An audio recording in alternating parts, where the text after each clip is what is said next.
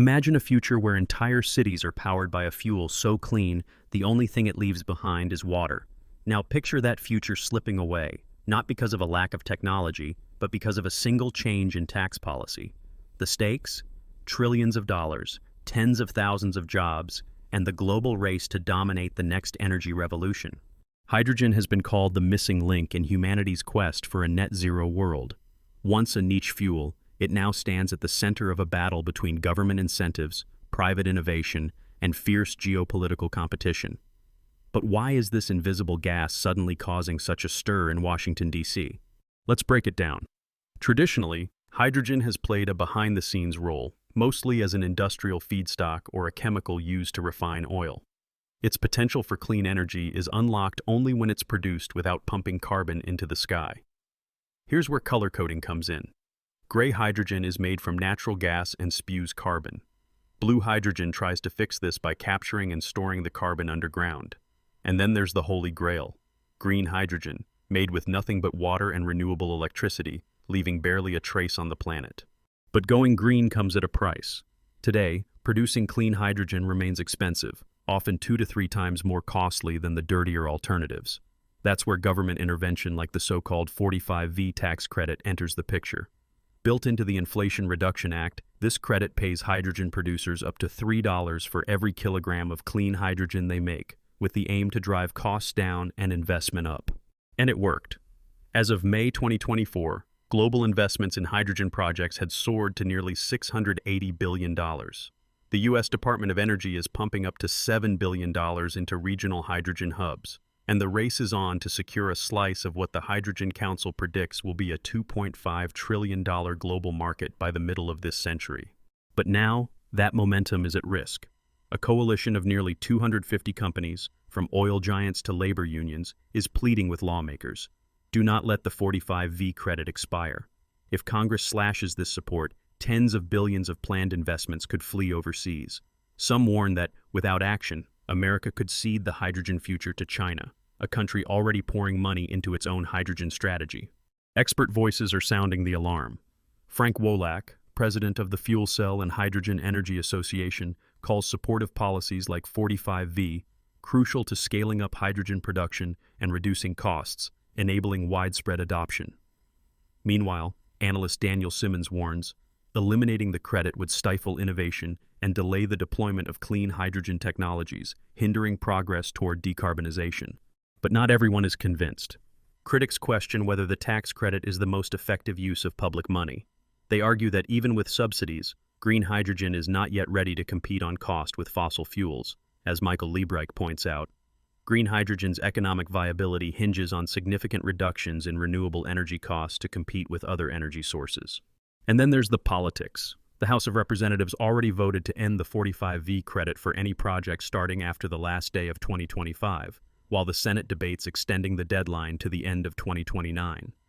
Industry insiders say this uncertainty threatens thousands of jobs and could stall projects like the Avina Clean Hydrogen plant in California. So, will Congress back the industry and keep the U.S. in the clean hydrogen race? Or will political gridlock push America out of the running and let China claim the prize? The answer could reshape the global energy landscape for decades to come. So, what happens if Congress decides not to extend the crucial 45V tax credit for hydrogen? Industry leaders warn that this is not just a policy footnote, it is a turning point that could shape the next century of global energy. Without this incentive, tens of billions of dollars in planned investments could evaporate, shifting momentum abroad.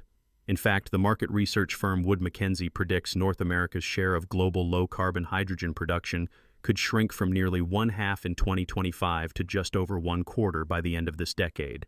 That is a seismic shift, and the beneficiaries are clear. China and the European Union, both of which are ramping up their own hydrogen ambitions at breakneck speed. On the other hand, supporting the credit could unlock a surge of innovation.